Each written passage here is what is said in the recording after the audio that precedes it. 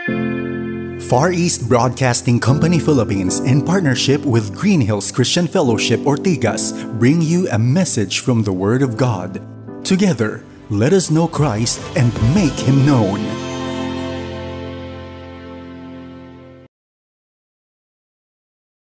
Isang magandang hapon po sa inyong lahat na naririto sa santuario natin dito sa Green Hills Christian Fellowship Ortigas Center. Welcome po sa inyong lahat. Isang magandang hapon din sa mga nanonood sa pamamagitan ng Facebook at YouTube. Isang magandang hapon po sa lahat ng kasama naming nananambahan sa hapong ito. Ang sabi ng Psalm 128 verses 1 to 4 ay ganito: Blessed is everyone who fears the Lord, who walks in His ways. You shall eat the fruit of the labor of your hands. You shall be blessed, and it shall be well with you. Your wife will be like a fruitful vine within your house. Your children will be like olive shoots around your table. Behold, thus shall the man be blessed who fears the Lord. Ang lalaking may takot sa Diyos ay pagpapalain niya. Panginoon, sa aming paglapit sa iyo sa hapong ito, kayo po ang magpagindapat sa bawat isa sa amin upang sa iyong harapan kami ay maging katanggap-tanggap sa iyo at ang aming pagpupuri, pag-awit, pananalangin, pag-aaral ng iyong salita ay maging kaaya-aya sa iyong paningin. O Diyos, kayo nga po ang magpabanal ng bawat sangkap ng aming pananambahan sa iyo sa hapong ito. Sa gayong paraan, O Diyos, kami ay pagpalain mo at luwalhati nawa, O Diyos, ang iyong pangalan. Ang lahat ng ito ay dinadalangin namin sa iyo sa pangalan ni Jesus na aming mananakop at tagapagligtas. Amen. God, in His grace, has blessed every believer with every spiritual blessing. In Him, we were chosen before the foundation of the world. In Him, we have redemption through His blood. In Him, we have obtained an inheritance. And in Him, we were sealed with the Holy Spirit. God desires to see every believer realize our hope and our inheritance in Christ. That God's children realize the magnitude of Christ's power and glory. This is the kind of church that we should be. A church built on biblical bedrock. Our Sunday sermon series on the book of Ephesians.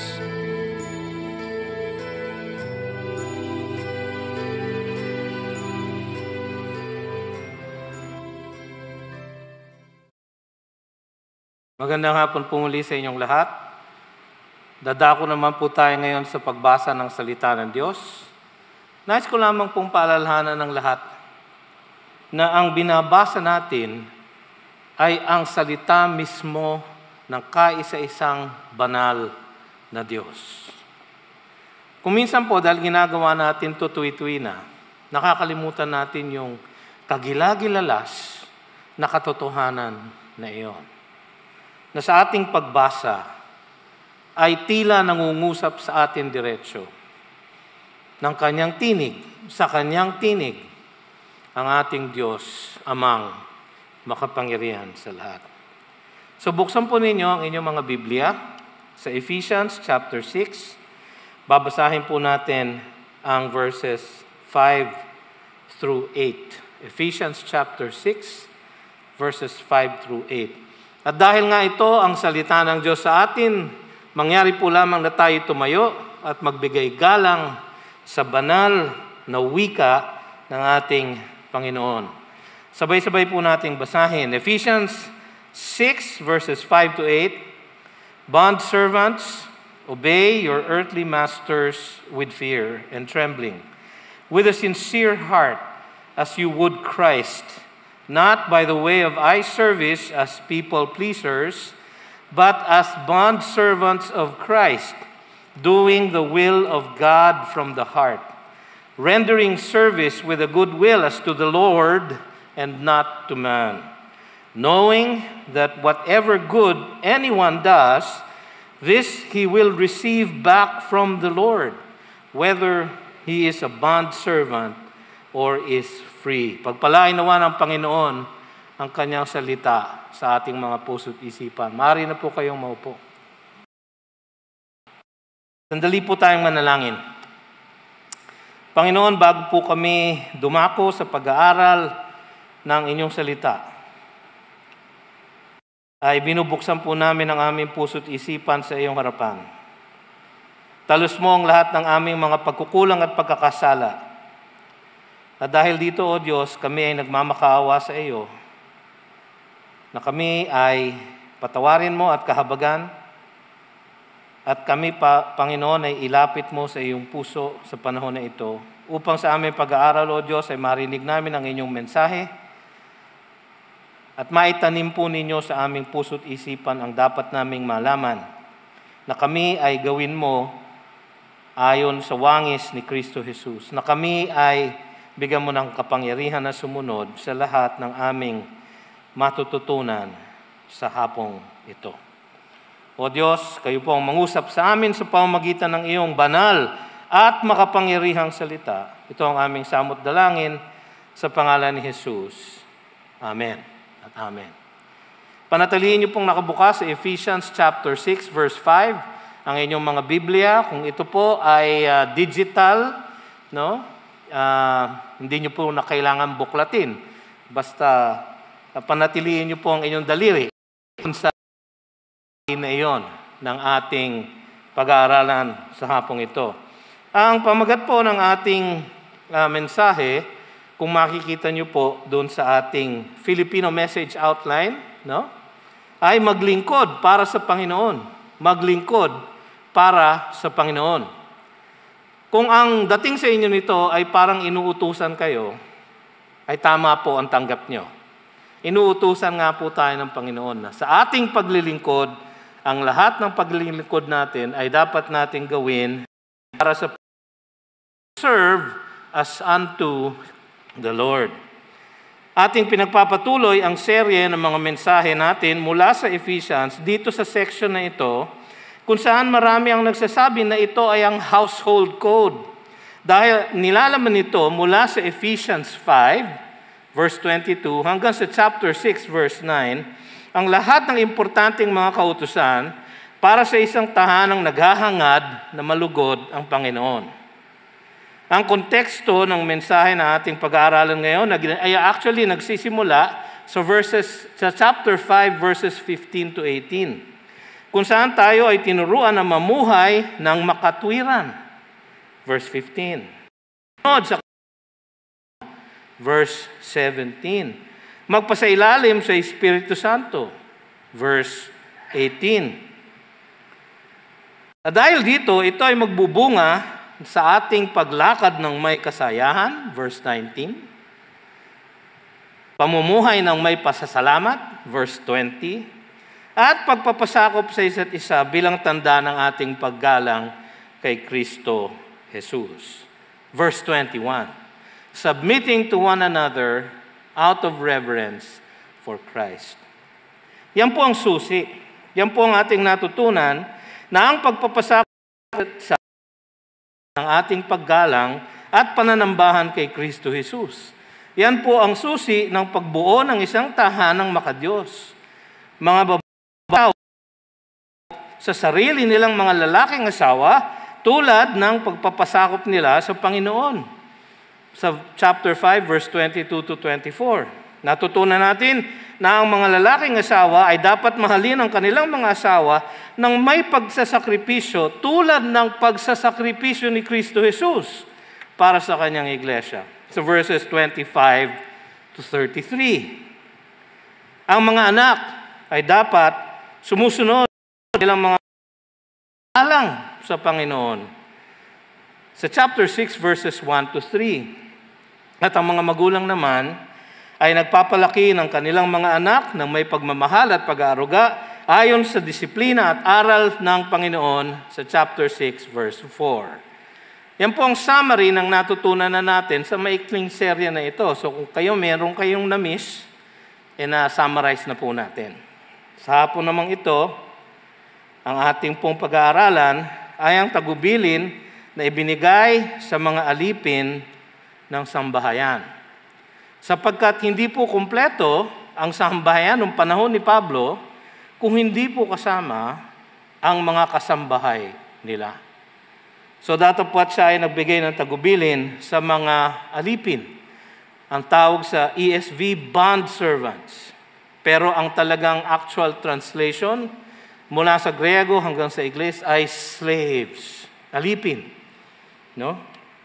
Naalala nyo sa ating folklore, sa ating Filipino folklore, meron tayong mga sikat na works, literary works, kung saan meron dalawang klaseng alipin, di po ba?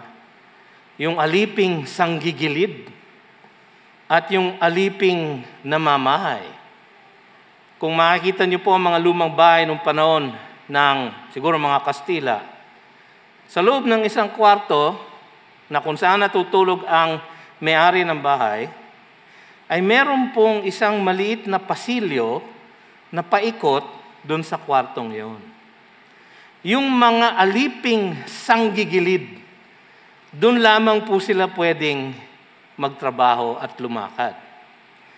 Pero yung aliping namamahay, maaring pumasok doon sa inner chamber ng kwarto. Nakakatawa po, no? Pero ganun po ang pagkaalipin. Yun po ang isang katotohanan. Hindi po dinideny ng Scripture ang existence ng mga alipin. So, pinagbilinan ni Pablo. Pero makikita niyo po doon sa teksto ating binasa, meron pong keyword, key phrase na paulit-ulit na sinabi. So verse 5 sabi, obey as you would Christ. So verse 6 sabi, you serve as bond servants of Christ. So verse 7, to serve with goodwill as to the Lord. So verse 8, receive back from the Lord.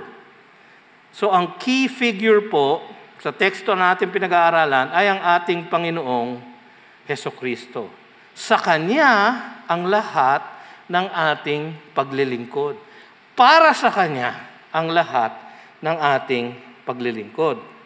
Kaya nga sa hapong ito, makikita natin dito sa mga verses na ito, na kailangan natin sumunod ng may paggalang gaya ng pagsunod kay Kristo Jesus. Verse 5. Maglingkod ng may katapatan bilang isang lingkod ni Kristo Jesus. Sa verses 6 to 7. At mamuhay ng may kasiyahan para sa gantimpala ni Kristo Jesus. Sa verse 8. So narinig nyo na yung outline ng mensahe. Pwede na kayo matulog, no? Kung kayo po ay nahahapot, inaantok. Pero dahil po sa lakas ng boses ko, palagay ko hindi po kayo makakatulog. Kaya isa-isahin po natin yung sangkap ng ating mensahe. Number 1, sumunod ng may paggalang gaya ng pagsunod kay Kristo Jesus. Sabi sa verse 5, bondservants, obey your earthly masters with fear and trembling, with a sincere heart as you would Christ. Ito ang nagsasaad ng attitude. Yung attitude na kailangan meron ang mga godly na alipin, na slaves. Pwede po natin ihintulad itong salitang ito sa ating panahon ngayon, na lahat na naglilingkod sa kahit na sinong boss, may-ari, no, o kumpanya, ay isang servant, isang slave, kumbaga, no? Kung kayo ay empleyado, para sa inyo din po ito. So, palitan nyo lang po ng employee yung salitang slave. So ito po ay para sa mga slaves, mga empleyado, mga naglilingkod at merong pinaglilingkuran. Yung pong salitang bondservants o slaves ay salita na doulos, yung po ang original word. Ang definition po niya sa diksyonaryo ni Dr. Vine ay ganito: one who is in a permanent relation of servitude to another, naglilingkod sa isang pinaglilingkuran, his will being altogether consumed in the will of the other. Ang kanyang kalooban ay napapailalim sa kalooban ng kanyang boss. Ngayon makikita niyo na kung bakit ginagamit ng Panginoon ito bilang representasyon ng ating kaugnayan kay Kristo Jesus.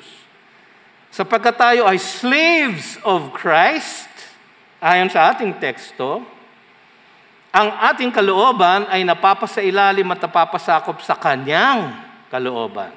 Kasi ganun po ang mga alipin nung panahon na yon. Ang mga alipin noon ay pag-aari ng kanilang mga amo.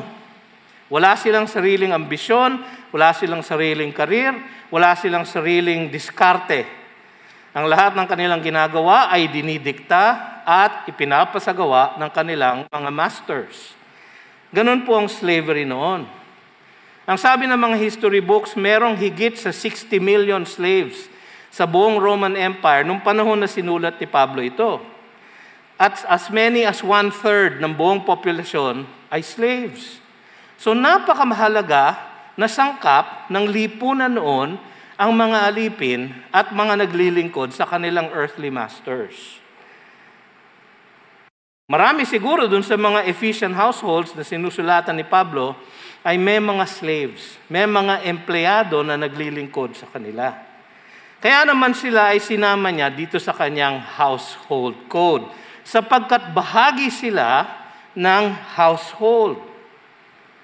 At dahil sila ay empleyado o naglilingkod, ang pinauutos sa kanila ay pwede nating extend ngayon sa lahat sa atin na mayroong pinaglilingkuran. Ako po ay empleyado din. Meron po akong pinaglilingkuran. Pero higit sa lahat, ang ating tunay na pinaglilingkuran ay ang ating Panginoong Hesus. At dahil nga itong section na ito ay tagubilin ni Pablo sa mga Kristiyano na, sa mga naligtas na, di ba? From Ephesians 1, chosen from before the foundation of the world, redeemed by the blood of the Lamb, saved, made alive, being raised up in heaven with Christ. So, mga Kristiyano ang kausap niya, datapat siguro yung mga slaves o alipin na kanyang tinutukoy dito ay Kristiyano na rin. At malamang sila ay may mga amo na baka Kristiyano rin. Kasama nila sa church. No? So kung minsan parang awkward yon na yung iyong boss ay kasama mo sa inyong pananambahan. Kaya niya sinulat ito para mapangasiwaan niya ang relationship ng mga alipin na mga Kristiyano na at siguro yung mga amo na Kristiyano na rin. Pero may mga alipin tiyak na may mga amo na hindi Kristiyano, kaya dapat din niyang turuan sila tungkol sa kung paano sila makikipag-ugnay dun sa mga hindi pa mananampalataya. At merong sinasabi siya sa kanya doon. Sa New Testament po, si Pablo at ang buong New Testament, hindi po kinukondena ang slavery. At yan po ang naging kritisismo sa Kristyanismo. Sabi niya sa 1 Corinthians 7, verses 20 to 24, ay ganito. Tinanong si Pablo ng church at Corinth sa maraming bagay na kailangan niya sagutin at sinagot niya dun sa sulat niya na yon. Ang sabi niya dun sa 7th chapter ay ganito. Each one should remain in the condition in which he was called. So, kung ikaw ay nasa isang sitwasyon, nung ikaw ay niligtas ni Kristo, sabi niya, remain in that condition. Doon ka magumpisa. As is where is. No? Tapos sa verse 21, ang sabi ni Paul, were you a slave? Were you a slave when called? Do not be concerned about it. Huwag ka maabala. But if you can gain for yourself freedom, avail yourself of the opportunity. So ibig sabihin yung mas magandang sitwasyon, yun ang mas gusto niya. No, kung kayo'y malalaya o mabibili ninyo ang inyong kalayaan, ay magpursige kayo para kayo'y lumaya. For he who was called in the Lord as a slave is a freedman of the Lord.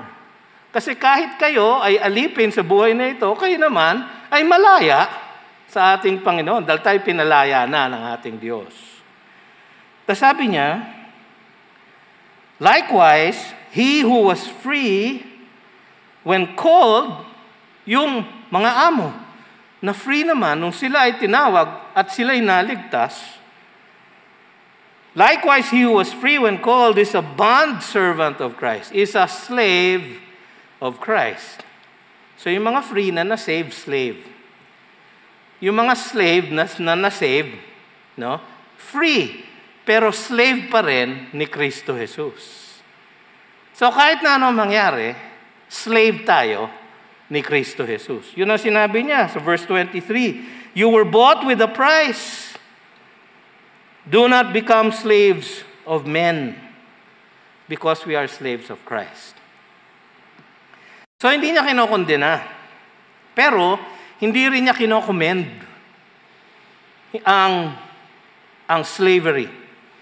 Kasi nung nagturo siya tungkol sa husband and wife, niliken niya ito sa relationship ni Kristo sa kanyang church. So binanal niya yung marriage. Nung tinuruan sila nung tungkol sa parents and children, sabi niya, may kautusan. So binanal din niya ang relationship ng parent at child.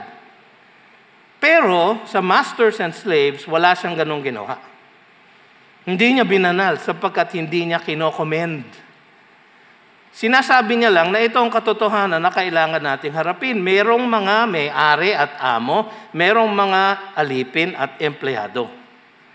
Isang katotohanan na kailangan tanggapin. Pero dapat maalala din natin na ang Old Testament ay kinokondena ang pag-aabuso sa mga alipin. Exodus 21:16. Exodus 21:16. Whoever steals a man and sells him, and anyone found in possession of him shall be put to death. Ang tawag po natin doon ngayon, human trafficking. Exodus 21:26. Exodus 21:26. When a man strikes the eye of his slave, male or female, and destroys it, he shall let the slave go free because of his eye. Tapos, kinokomment din niya yung rescue of abused slaves. Yung mga slaves na tumakas, pag napunta sa inyo, ang dapat daw ninyong gawin, sabi sa Old Testament law, you shall not give up to his master a slave who has escaped from his master to you. He shall dwell with you in your midst in the place that he shall choose within one of your towns, wherever it suits him, you shall not wrong him. Datapwat siya'y malaya na. Nakalaya siya sa mapag-api niyang amo, huwag niyo na siyang apihin muli. So ganun pong sinasabi ng maraming verses sa Old Testament tungkol sa slaves. So alam po natin na sa mata ng Diyos, importante ang mga alipin. At gusto niya silang palayain. Sabi nga niya, sa Leviticus 25, kung saan merong mga alituntunin o kautusan tungkol sa Jubilee year. So pagka may 50 years na ang Israel, meron silang Jubilee year. Sa Jubilee year, lahat ng utang kalimutan. Ang sarap, no? Lahat ng kinamkam na lupa dahil isinanla tapos hindi nakabayad, ibalik doon sa pinanggalingan. At lahat ng alipin, palayain. So ganun po ang puso ng Panginoon pagdating sa mga alipin. So, pero marami po talagang mga pag-aapi ang ginawa sa mga alipin sa kasaysayan, sa Europa, sa Amerika, at kahit sa ating bansa. Natikman natin ang pagiging alipin ng ibang bansa, ng ibang mga kapangyarihan, ng mga nagmay-may kapangyarihan sa ating kalagitnaan.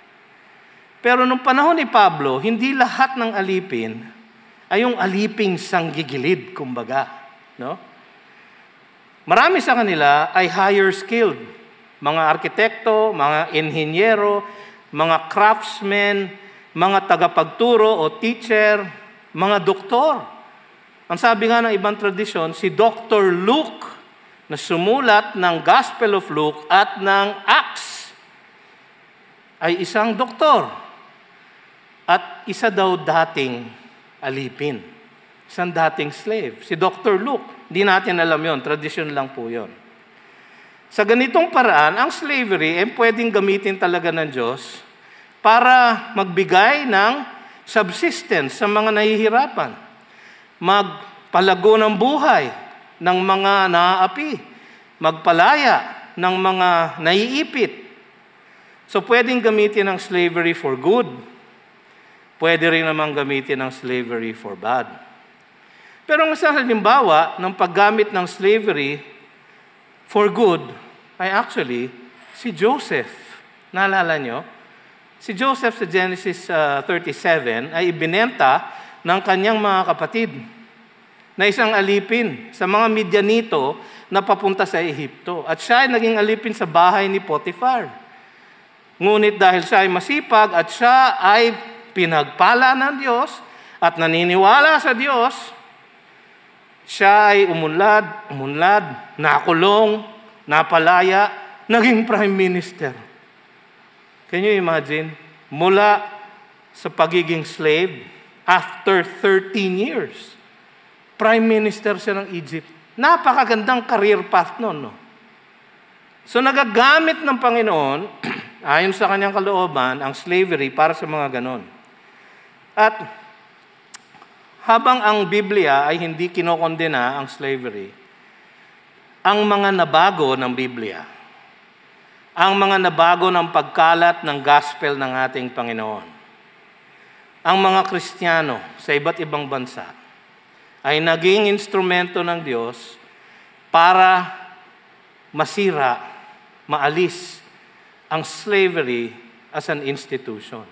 So ginamit niya si William Wilberforce sa England para siya na isang member of parliament, isang lord, no, sa House of Lords, ay maging instrumento sa pagpapasa ng isang batas na nag-a-abolish ng slavery sa England. Hindi nga lang niya inabot. Namatay na siya bago naging katotohanan yung kanyang panaginip na iyon. Si Abraham Lincoln sa Amerika ay ginamit din para ma-abolish ang slavery. At maraming ginagamit ng Panginoon na mga ministry sa panahon na ito. Exodus Road, International Justice Ministries, na ginagamit ng Diyos para labanan at kitiin ang human trafficking. Yung sinasabi sa Exodus 21:16. Stealing a man and then keeping him. So, hindi po kinokondena ng Biblia ang slavery, pero dinidescribe ni Pablo dito ang katotohanan ng slavery. Ang sabi po niya ay ganito, bondservants, no, or slaves, you obey your earthly masters. Obey. Yung salitang bondservant, katulad na sabi ko kanina, ay doulos.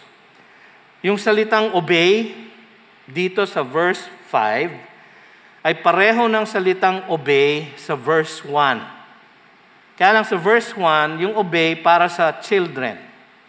Children, obey. Sa verse 5, slaves, obey. Same word. Hupakuo. Ang ibig sabihin nun, to yield to a superior command or force, even if you are unwilling. Dahil tama po na sumunod.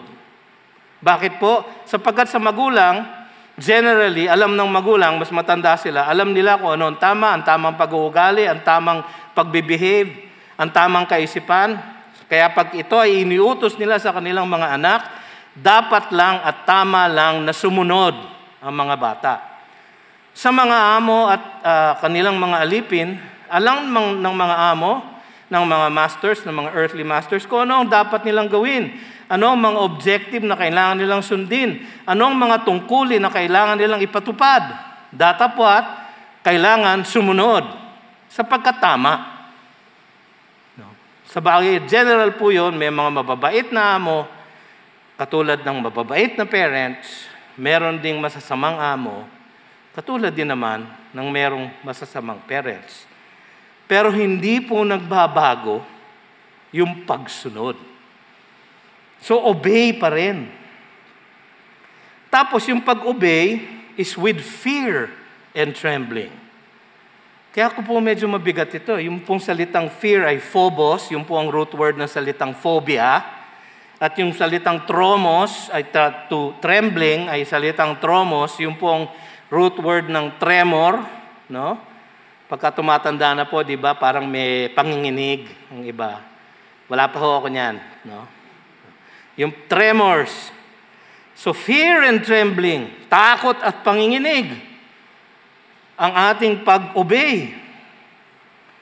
Kasi po, yun po ang attitude na dinidescribe ni Pablo nung kanyang parallel verse dito sa Colossians 3. Sa Colossians 3:22, no? Pwede niyo pong isulat sa inyong outline. Colossians 3:22, parallel verse. Ito pong sabi, bondservants or slaves, obey in everything those who are your earthly masters. So sa lahat ng iutos sa inyo, obey. Pwera lang yung mga lumalabag sa salita ng Diyos. No? Meron pong qualification ang Biblia, hindi dito, pero nasa Acts chapter 4, verses 19 to 20. No?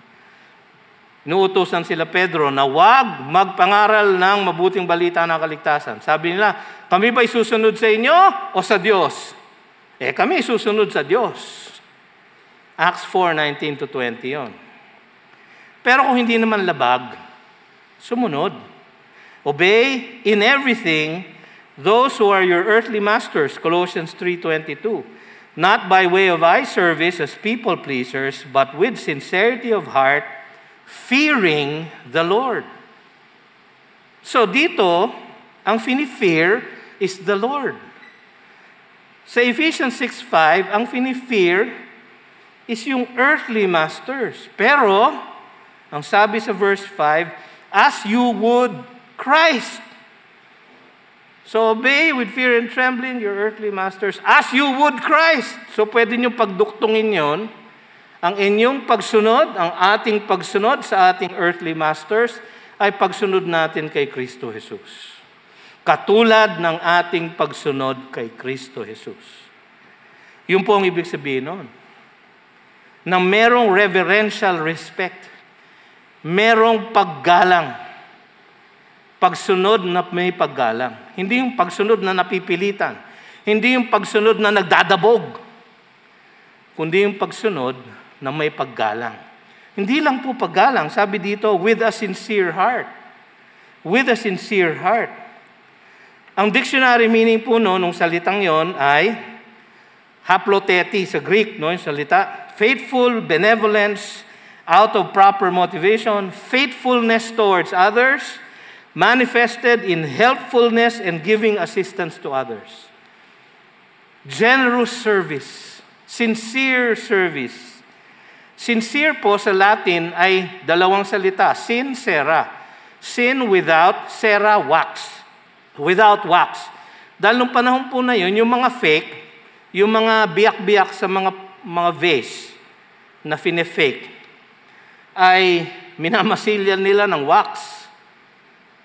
So pagka meron tatak na sincera, without wax, ibig sabihin, tunay, urig. Walang bahid ng anomalya. Ganun dapat ang ating pagsunod sa ating mga amo. With sincerity of heart, sabi sa Colossians 3:22. Sincere service without hypocrisy, generously given. Yun po ang ibig sabihin ng sincere heart. Lahat ng ito ay dahil tayo ay sumusunod as you would Christ. Siya po ang ating sinusunod sa huli, ultimately. Ang ating pong attitude dapat nakatuon sa paglilingkod ng may pagsunod na may paggalang sa Kanya. So kahit na hindi kagalang-galang ang ating mga amo, ang ating ginagalang, ang ating sinusunod sa huli ay ang ating Panginoong Hesus. Yun po, sabi ni Paul kay Timothy sa 1 Timothy 6:1. No? Pwede niyo pong isulat sa outline niyo. Let all who are under a yoke as slaves. Ang dami sinasabi, no? Sa Biblia tungkol sa slaves. Let all who are under a yoke as slaves regard their own masters as worthy of all honor. Wow! So that the name of God and the teaching may not be reviled. So kung Kristiyano kayo at kayo empleyado, hindi nyo dapat binibigyan ng dahilan na madungisan ang pangalan ng Diyos at ang kanyang katuruan. So sa inyong pagsunod ng may paggalang, ganun po ang inyong ginagawa. Lalo na kung ang inyong mga masters or amo ay Kristiyano. Saan natin makikita yung pastor? 1 Timothy chapter 6 verse 2. Sulat nyo ulit. Namememorya nyo lahat? Ang galing nyo, no? Kasi bibigyan ko kayo ng quiz. Iniisip nyo, papanoorin ko na lang yung replay. Ipapa-blip out ko yung sa replay para kunin nyo. No? Sulat nyo po, 1 Timothy chapter 6, verse 2. Those who have believing masters, ito, must not be disrespectful on the ground that they are brothers. O hindi porke kapatid ninyo sa pananampalataya, babastusin nyo na, hindi nyo nasusundin, magpapapetek-petek na lang kayo. Hindi. Anong sabi? Rather, they must serve all the better since those who benefit by their good service are believers and beloved. Nakuha niyo yun? Kung ang inyong siniserve ay isang Kristiyano, ang benepisyo ng inyong mabuting paglilingkod at pagsunod na may paggalang ay para sa isang minamahal ninyo kay Kristo Jesus. Paano kung yung masters nga, Pastor BJ, hindi mananampalataya at mapang-api? Ito ang sabi ni Pedro, 1 Peter chapter 2, verses 18 to 20. Sulat nyo, 1 Peter chapter 2, verses 18 to 20. Servants, slaves, be subject to your masters with all respect. Pareho, di ba? Not only to the good and gentle, but also to the unjust. Bakit kaya? Sabi ni Pedro, for this is a gracious thing when mindful of God, sapagkat ang sinusunod nyo ay ang Diyos, siya ang nasa isip nyo. When mindful of God, one endures sorrows while suffering unjustly. For what credit is it if, when you sin and are beaten for it, you endure? But if when you do good and suffer for it, you endure, this is a gracious thing in the sight of God. Pero mahirap, pastor, pagka yung amo mo, may sa demonyo. No? Meron mong mga amo na ganyan no? Na parang kampo ni Satanas, di ba? Meron pong promise sa atin ang ating Panginoon. Psalm 37, verses 1 and 2. Fret not yourself because of evildoers. O wag niyo po silang tatawaging evildoer. Be not envious of wrongdoers, for they will soon fade like the grass and wither like the green herb. Sila'y mangunguluntoy. Their end is destruction, sabi sa Psalm 73. Their end is destruction. So, sa ating pagsunod na may paggalang, this will actually adorn the doctrine of God our Savior. Kung isipin ninyo, ano pa ba ang pwedeng magpaganda sa doktrina ng Panginoon? Ang ating pag-uugali. Titus 2 verses 9 to 10. Bondservants, slaves ulit, are to be submissive to their own masters. Paulit-ulit ang New Testament dito, no? In everything, they are to be well-pleasing, no? Maganda ugali, palaging nakangiti, hindi nagrereklamo, not argumentative, not pilfering, hindi nagnanakaw. Masama kang boss ka, ha? Nihipit mo ako, ha? Ang baba ng sweldo ko, no? Nanakawan na lang kita.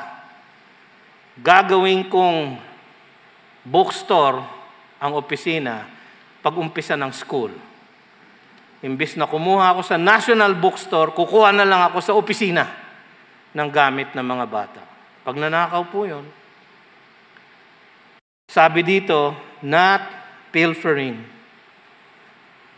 but showing all good faith. Anong dahilan? Para saan? So that, in everything, they, yung mga ganong klaseng slaves, may adorn the doctrine of God our Savior. Mapapaganda natin, mapapabusilak natin, mapapaluwalhati natin ang katuruan ng Diyos, ang gospel ng Panginoon. At siguro dahil doon, baka masave yung ating mga boss na parang kampo ng demonyo. Ganoon pa ang attitude. Pagsunod ng may paggalang gaya ng ating pagsunod kay Kristo. Number 2. Niisip niyo siguro, number 2 pa lang. So isang number 1 pa lang yun. Kayo naman, hindi na kayo nasanay sa akin. Anyway, bilisan natin. Number 2. Maglingkod ng may katapatan bilang isang lingkod ni Kristo. Serve sincerely as bondservants of Christ. Ito po ang conduct. Kanina nakita natin ang attitude, ito po ang conduct. Verses 6 and 7. Balikan po natin yung ating teksto. No? Tignan po ninyo sa inyong mga Biblia. Ephesians 6, verses 6 and 7. Not by the way of eye service as people pleasers, but as bondservants of Christ, doing the will of God from the heart. Ang sinusunod po ay ang kalooban ng Diyos. Rendering service with a good will. Ang ibig po sabihin ng salita nun, eunoia, enthusiasm, kagalakan. No? Rendering service with a good will, willingly, enthusiastically. As to the Lord, yun po ang key. As to the Lord, not to man. Ang ating pong pinaglilingkuran ay ang tunay na nagmay-ari sa atin, ang tunay na master natin, na kung saan tayo ay alipin magpakailanman, ang ating Panginoong Jesus. Yung by way of eye service, alam nyo na po yun. Masipag pag nandyan ang boss, tamad pag wala. At pag nandyan ang boss, kahit na maghapon siyang papetek-petek, pagdating ng boss, magpapapansin. Ang tawag natin doon, epal. No? Magpapapansin na kunyari, napakasipag niya. Eye service po ang tawag doon. Yung mga ganun po, people pleaser. Ang gusto lang po nilang bigyan ng kaluguran ay ang mga tao, yung kanilang amo. Kaya pag nandyan lang, kaya lang sila masipag. Kaya ayaw po ng ating Panginoon, yung mga gumagawa, just for the praise of men. Sabi niya sa Matthew chapter 6, verse 1. Beware of practicing your righteousness before other people in order to be seen by them. Eye service. For then you will have no reward from your Father who is in heaven. Kasi may reward na eh. Bakit? Kasi napuri na kayo, napansin na kayo, nakita na kayo. Yun ang reward nyo. Pero dapat tayo po ay naglilingkod as slaves of Christ.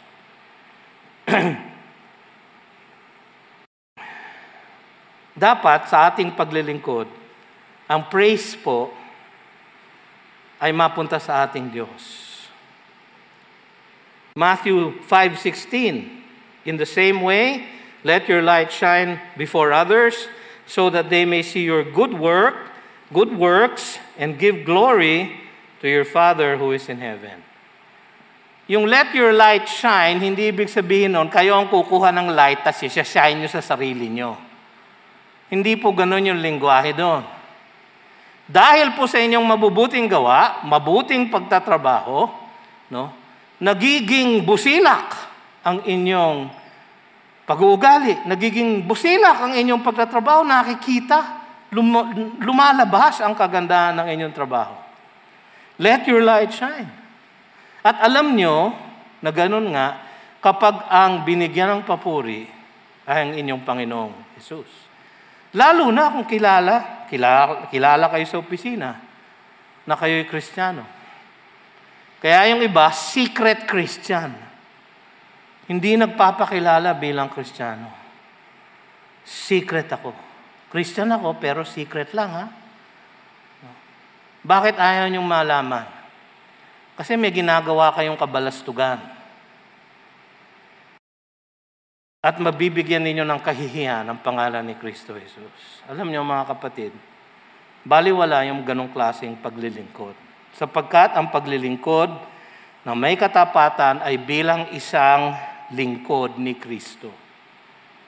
Yun po ang conduct. Bakit naman natin siya hindi paglilingkuran? Bakit naman tayo hindi magpapaalipin sa Kanya? Siya nga ang pumili sa atin magmula pa sa umpisa ng mundo. Bago pa mag-umpisa ang mundo. He chose us before the foundation of the world. He redeemed us in His blood, Ephesians 1:7. He made us alive and raised us up in Christ, Ephesians 2:5 and 6. He saved us by grace through faith in Him so that we might walk in the works that He has prepared beforehand for us, Ephesians 2:8 to 10. Kaya kapag tayo ay parang nagugulumihanan sa ating trabaho, nanghihina, isipin na lang natin ang lahat ng dapat nating gawin ay para sa Kanyang kalwalhatian.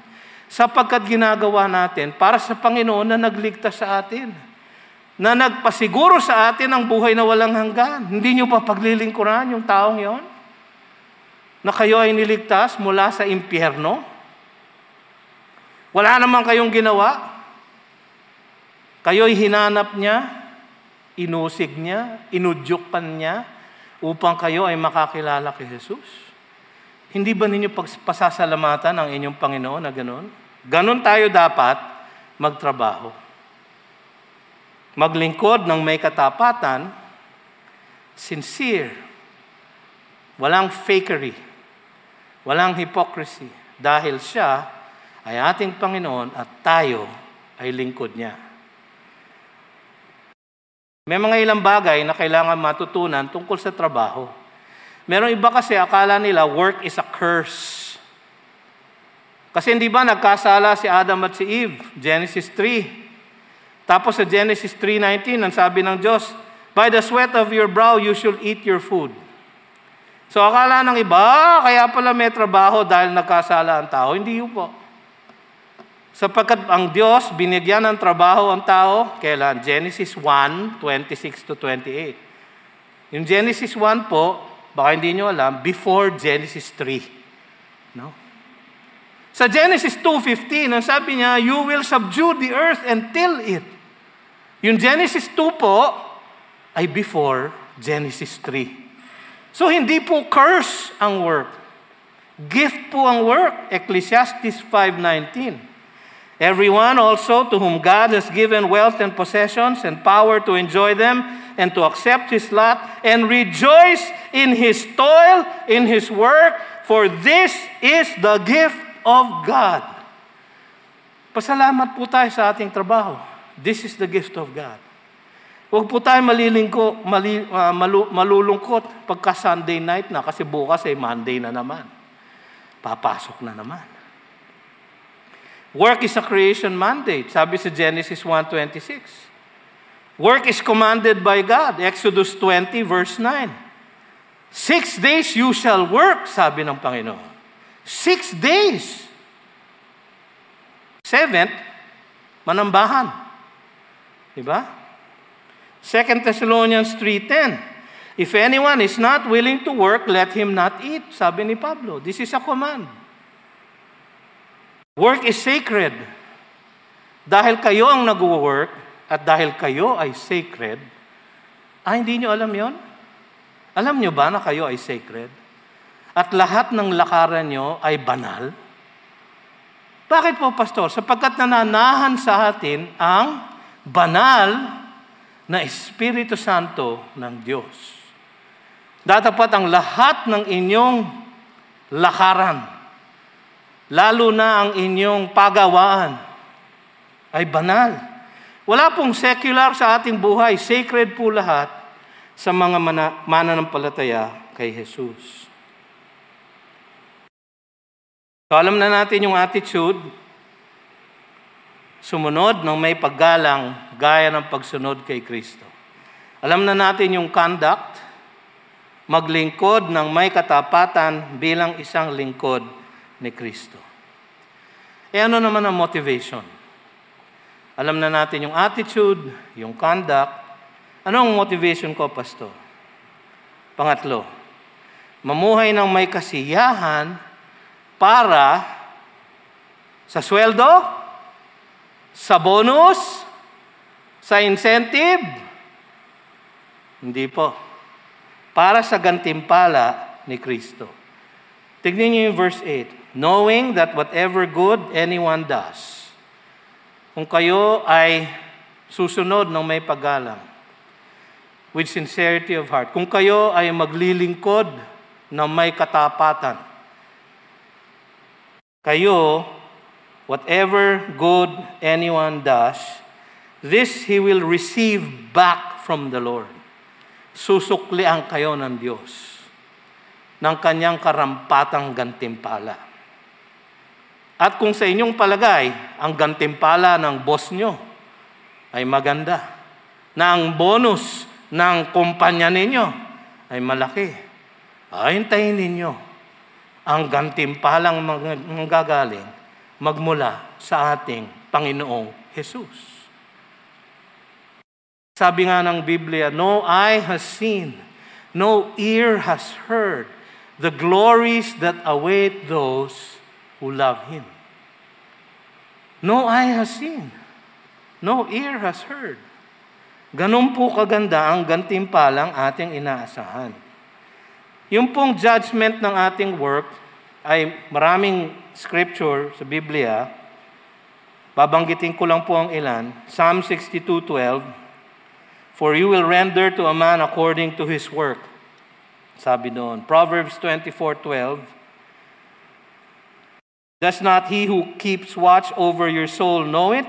And will he not repay man according to his work? Matthew 16:27, for the Son of Man is going to come with his angels in the glory of his Father, and then he will repay each person according to what he has done. 2 Corinthians 5:10, alam na natin to, for we must all appear before the judgment seat of Christ, so that each one may receive what is due for what he has done in the body, whether good or evil. So, husgahan po ng Diyos ang ating work. Work natin bilang Kristiyano.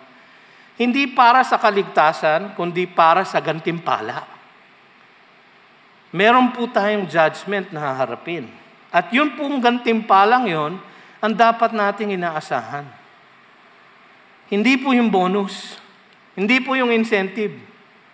Tayo po ay sumunod ng may paggalang, maglingkod ng may katapatan, at mamuhay ng may kasiyahan para sa gantimpala ni Kristo Jesus. Yan po ang ating mensahe sa hapong ito. Pero konting tip po sa inyo, sa inyong pagtatrabaho. Paano ba, Pastor, ang magtrabaho ng ganito na para kay Kristo Jesus? Paano ba maglingkod sa Kanya ng may katapatan? Paano ba sumunod ng may paggalang? Well, we must work diligently. Sasabihin ko na lang po yung verse. Proverbs 10:4, Proverbs 12:24. The hand of the diligent will rule, while the slothful will be put to forced labor. So diligent, kailangan diligent.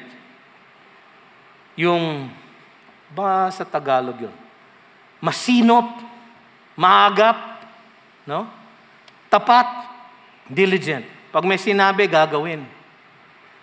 We must work skillfully. No? Proverbs 27:23. Know well the condition of your flocks and give attention to your herds. Ang sinasabi po doon, kailangan skillful kayo sa inyong trabaho. Kasi binigyan kayo ng gifts ng Panginoon, ng talento, pero kailangan nyo pa rin pagyamanin yon at i-develop ang inyong skill. Gamitin ang inyong skill. So kailangan diligently, skillfully. Thirdly, work purposefully. Proverbs 24:27, prepare your work outside, get everything ready for yourself in the field, and after that, build your house. Ano po yun? Planning, purpose. Merong layunin na hinahabol. We must work with integrity. Proverbs 13:11. Wealth gained hastily sa pandaraya will dwindle, but whoever gathers little by little will increase it. So huwag kayong mangiisa, sapagkat walang kahihinatnan po yun. We must work completely.